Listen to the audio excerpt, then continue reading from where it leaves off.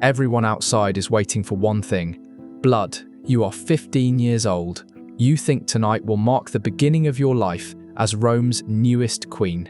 Instead, you are led into a chamber where hundreds of people are waiting for something you don't yet understand. Outside, servants press their ears against the door. They don't care whether you're afraid. They only care what happens next. To witness, to verify, to judge. No one tells you why a spotless white linen sheet has already been stretched across the bed. No one explains why the chamber was built, with hidden openings inside its walls. And no one warned you that by sunrise, strangers may decide whether your marriage is legitimate or whether your life has already begun to unravel. In a few minutes, you'll understand why that white sheet mattered more than your wedding vows. You'll understand why Roman brides feared this night more than death itself. And you'll understand why one of history's greatest empires turned marriage into a public trial. This isn't fiction. This was marriage in imperial Rome. A ritual so deeply woven into law, medicine, and tradition that generations accepted it without question. The year is 23 AD. Before we uncover what truly happened behind those palace doors, tell me where you're watching from. It's remarkable that stories buried beneath nearly 2,000 years of history can still reach people across the world today. Leave your country or city in the comments below. High above Rome on the Palatine Hill rises the imperial palace, where marriage has become an instrument of government and intimacy has been transformed into a public affair. The frightened young woman waiting inside is far more than a bride. She wears the title of queen, yet in reality, she is a political asset, and tonight, an object under examination. Her name survives only in scattered references. Tacitus mentions her briefly. Suetonius passes over her in only a few lines. Yet the fear she endured lives on through letters, medical writings, and the harsh realities embedded within Roman law itself.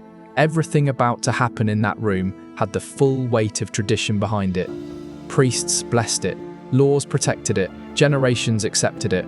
The Roman Empire viewed a woman's body as something to be verified, conquered, and tested. How did one of history's most advanced civilizations create wedding customs that resembled torture? How did queens' women dressed in purple robes, surrounded by servants, dining from golden plates, become prisoners on the very night meant to celebrate their rise? The chamber door shuts. Outside, no one leaves. To understand Roman royal weddings, one fact matters above all else. They were never created for the happiness of the bride and groom. Every stage of the ceremony, from the evening rituals to the procession through the forum and finally to the bridal chamber, served as public theatre. The empire wasn't celebrating love. It was displaying authority over its most precious resource, legitimate bloodlines. Among Rome's elite, marriage was never simply a union between two people. It was a political contract. A young woman's fertility became collateral. Her virginity became currency. Even the consummation itself was treated as an official transaction that required verification before the marriage could truly be accepted. Most brides were between 13 and 16 years old. Older women whispered warnings. Midwives offered vague, unsettling advice, yet no one explained exactly what awaited them. Instead, they were taught something far more terrifying: what would happen if they failed. Eventually, the groom entered the chamber. Often, he was decades older than the girl he was about to marry, but the audience surrounding him extended far beyond those gathered outside the door. Roman architects appear to have incorporated something deeply unsettling into many elite residences: surveillance. Archaeological excavations of wealthy Roman homes have revealed narrow wall passages, concealed openings hidden behind decorative panels, and alcoves positioned in ways that suggest carefully designed observation points. These features were not intended for security alone. They allowed others to witness what happened inside, because a royal wedding night was never considered entirely private. It was a political event that demanded confirmation from the family, from the state, and from the gods believed to bless the union. She could hear breathing beyond the walls. Yet the unseen observers were not the most frightening part. The real terror rested on the bed itself. Across the mattress lay an expensive sheet of spotless white linen. It had been placed there for one purpose alone: evidence. Known as the linteman, or proof sheet, it carried greater importance than the marriage contract itself under Roman law. Particularly after Augustus introduced the Lex Julia, sexual purity became a matter of legal expectation rather than private assumption. Virginity was not simply believed, it had to be proven. Medical writers of the era, including works attributed to Soranus of Ephesus, described the bleeding expected after first intercourse as evidence that the hymenal seal had remained intact. Their language remained detached. The reality was anything but. At dawn, experienced midwives would inspect the sheet. They examined its colour, its quantity, its placement. Some accounts even describe them smelling, or at times tasting, the stains to distinguish virginal blood from menstrual blood or from any other substance a desperate bride might have used to deceive them. If the evidence satisfied those inspecting it, the sheet became proof that the marriage was legitimate and that the family's honour remained intact. It could be displayed from balconies, carried through the household, or even shown publicly within the neighbourhood. Failure carried devastating consequences. Too little blood, no blood at all, or blood that appeared suspicious. Any of these could lead to immediate disgrace. A bride might face divorce, public humiliation, accusations of prior sexual misconduct, exile, enslavement, or even execution. What makes this even more disturbing is what modern medicine now understands. Gynecology has shown that nearly half of all women experience no bleeding during their first intercourse. The hymen differs naturally from woman to woman. Some are highly elastic, some are extremely thin. Some women are born without one altogether.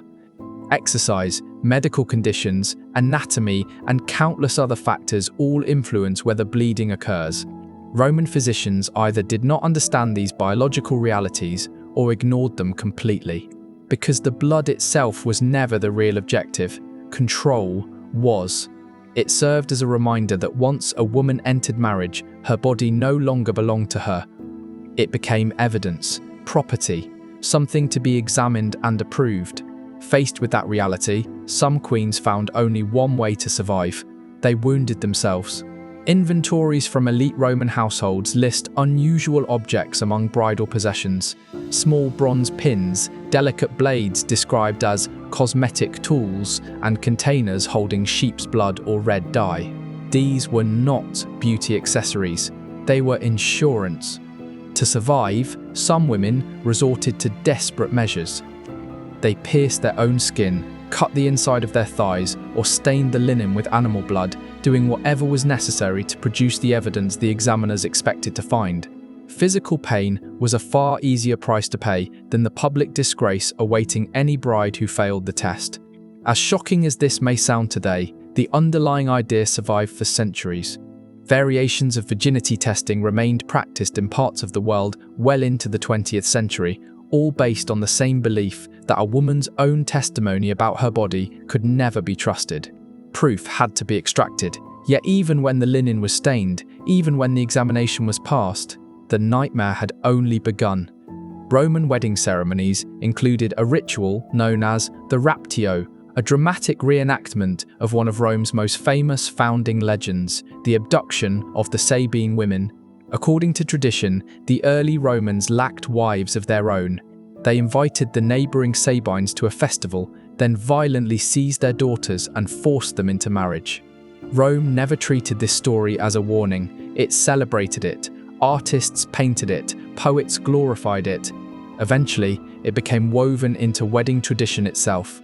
During the ceremony, the bride was expected to flee, the groom chased her. She was expected to struggle, cry out, and resist while guests cheered from both sides, forming a living corridor as she was caught, lifted into the air, and carried across the threshold. It symbolized conquest. Her resistance wasn't interpreted as refusal, it was considered virtue. The more she struggled, the more modest and therefore valuable she appeared. But once the chamber door closed, the symbolism ended while its reality remained. From that moment forward, the husband possessed nearly unquestioned authority over his wife. Under the Roman legal concept known as manus marriage, a wife passed almost completely under her husband's control, much as children remained under the authority of their father. She effectively became part of his household property. He controlled where she went, who she met, how she lived. He could discipline her physically and claim access to her body whenever he wished. The Roman legal system recognized no crime equivalent to marital rape. Rape was understood primarily as an offense against another man's property or honor, making it legally impossible for a husband to violate what the law already considered his own. Letters from the period, together with later Christian critiques of pagan marriage customs, describe wedding nights that today would almost certainly be recognized as sexual assault. Young brides frozen with fear, others pleading for mercy, some begging for more time, only to be physically restrained. One particularly haunting account comes from a noblewoman who remembered hearing her younger sister crying through the walls while wedding guests outside joked about breaking in, a virgin, and even placed wagers on how long it would take. Today, psychologists might describe such experiences as conjugal assault carried out under conditions of captivity. The Romans called it simply marriage. And while all of this unfolded inside the chamber, the celebration outside continued. Roman weddings featured a tradition known as the epithalamium, songs performed outside the bridal room. These were anything but gentle. The lyrics were often crude, explicit, and deliberately humiliating. They described the acts taking place inside, mocked the bride's innocence, and shouted vulgar encouragements to the groom. Poets such as Catullus composed famous examples comparing the bride to a field waiting to be ploughed or a young filly waiting to be tamed. The singing often continued for hours. As wine flowed, the verses became louder, cruder, and more obscene. Some accounts even describe fresh groups of singers replacing exhausted performers, so the newlyweds were never granted a single moment of silence or privacy. The purpose went far beyond entertainment. It was psychological. By transforming the bride's most intimate and terrifying experience into public amusement, Roman society delivered a clear message. You are no longer an individual. You are a function. Your emotions matter less than your fertility. Your fear matters less than political alliances. Your body exists to fulfill the expectations of others. Yet even that wasn't the greatest burden resting on a queen's shoulders. The instant she crossed that threshold, another countdown quietly began. She was expected to become pregnant, and quickly, ideally within weeks, certainly within months. The future of the dynasty depended upon it. Political alliances depended upon it. The marriage itself was justified by it. But producing any child wasn't enough. She needed a son. Daughters could strengthen future alliances through marriage, but only a male heir secured the dynasty. Failure to conceive, repeated miscarriages, or giving birth only to daughters could lead to humiliation, accusations of barrenness, the dissolution of the marriage, exile, or even harsher consequences. The very next morning, palace physicians began watching. They questioned the queen, examined her body, looked for signs of conception, and prescribed strange treatments rooted in humoral medicine and sympathetic magic. Her meals changed. Pomegranates were believed to encourage fertility. Honey, mixed with milk, supposedly prepared the womb. Various herbs were administered, some harmless, others dangerously toxic. Her menstrual cycle became an object of relentless scrutiny. If her monthly bleeding arrived as expected, hope disappeared.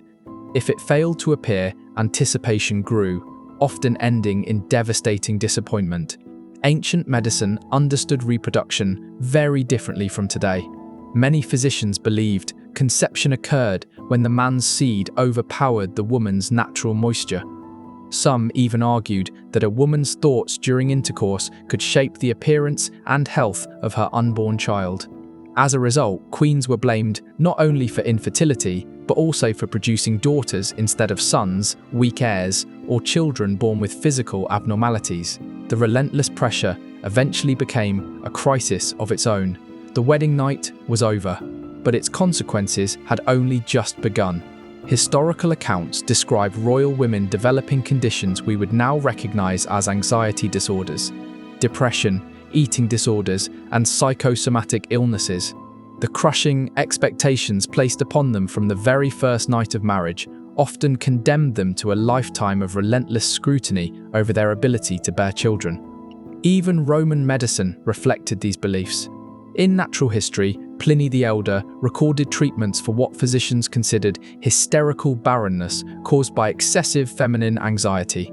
Their remedies ranged from elaborate baths and fumigation of the genitals to wearing amulets containing eagle stones or even the dried womb of a hare. None of these treatments solved the problem. What they did accomplish was reinforcing a devastating belief that if a queen failed to produce an heir, the fault lay entirely within her. Infertility was treated not simply as misfortune, but as a personal defect that demanded correction. Desperation drove some royal women to deception. A few staged pregnancies by padding their clothing and carefully controlling public appearances. Others secretly sought infants through hidden networks, purchasing babies from impoverished families, claiming stillbirths while substituting another child, or conspiring with trusted midwives to pass off someone else's newborn as their own. Occasionally, these deceptions survived for months, sometimes even years, but they rarely remained hidden forever. When the truth finally emerged, as it usually did, the consequences were severe. Execution awaited not only the queen herself, but often every person involved in the deception. The message could not have been clearer. The reproductive role of a royal wife was considered so essential to the stability of the state that falsifying it amounted to treason. Yet even those who fulfilled every expectation faced another terrifying reality. Many Roman queens conceived children despite the endless surveillance, examinations, and pressure. That success simply exposed them to a different horror. In ancient Rome, childbirth remained the leading cause of death among women of childbearing age. Without antiseptics, modern obstetrics, or safe surgical techniques, complications such as severe bleeding, obstructed labor, and infection claimed the lives of countless mothers and infants. Ironically, elite women had access to what was considered the finest medical care available. That often made their situation worse. Physicians attempted forceful deliveries that crushed infant skulls or tore maternal tissue. Herbal medicines were administered to stimulate labor, sometimes producing contractions so violent they ruptured the uterus. When labor became impossible, surgeons occasionally resorted to embryotomy, dismembering a living fetus inside the womb to save the mother's life. There was no true anesthesia, only wine, only opium. Queens understood one painful truth: pregnancy did not end their ordeal. It simply carried them into another trial that could easily prove fatal. Letters from the period reveal an unmistakable dread. Women wrote to relatives about impending childbirth with the same fear soldiers expressed before entering battle. And in many ways, it was a battle. Mortality rates during childbirth have been estimated at roughly 15 to 20% for every pregnancy. A queen expected to bear multiple children faced a cumulative risk that became frighteningly high. This danger was never theoretical. Royal women watched sisters, cousins, and previous queens die during childbirth. They attended funeral processions for young mothers. They saw bloodstains servants could never completely remove from birthing chambers. The wedding night, with all its humiliation, fear, and violence, marked the beginning of an obligation that might eventually cost them their lives. The very act expected to secure their place within the dynasty could ultimately become the cause of their death, yet they had no alternative. They were expected to repeat the process again and again until enough heirs were born, or until childbirth claimed them. But perhaps the cruelest part of a Roman royal wedding had nothing to do with blood, childbirth, or medicine. It was uncertainty. Most young queens barely knew the man they had just married. Political marriages were negotiated for power, not affection. Before the ceremony, a bride might have encountered her future husband only once or twice during heavily supervised public occasions. She knew almost nothing about his personality, his temper, his habits, his desires, his state of mind. The wedding night often became the first moment they were truly alone. Only then did the carefully maintained public image disappear, revealing the man hidden beneath it. Some queens were fortunate. Others discovered, within a single night, that they had been permanently bound to men who were violent, unstable, or deeply cruel. Among Roman emperors, the record was especially disturbing. Absolute authority combined with constant political paranoia often produced rulers whose behavior bordered on madness.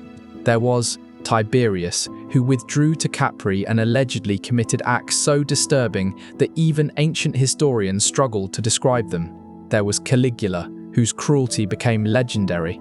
There was Nero, who discarded wives and lovers with murderous indifference. The young women entering Rome's imperial marriage chambers had no way of knowing which kind of husband awaited them. And once the marriage had been consummated, there was almost no escape. Divorce usually required the husband's cooperation or compelling legal grounds. Few women possessed powerful male allies willing to challenge an emperor. Running away meant abandoning status, wealth, children, and every protection they possessed while becoming fugitives pursued by imperial power. Fragmentary records even describe queens who barricaded themselves after realizing the true nature of their husbands. Some began testing every meal before eating it. Others surrounded themselves with fiercely loyal attendants. Some slept behind locked doors despite the inevitable scandal. One empress reportedly carried a concealed blade for 4 decades, not to defend herself, but in case death someday became the kinder choice. The greatest terror was never confined to the wedding night itself. It was the life that followed. Marriage exposed a lifelong vulnerability to a man whose violence society considered entirely legitimate. Archaeologists have uncovered royal burials where queens still clutched protective amulets in their hands, suggesting they spent their lives in constant readiness against danger. Their wedding night had taught them that lesson immediately.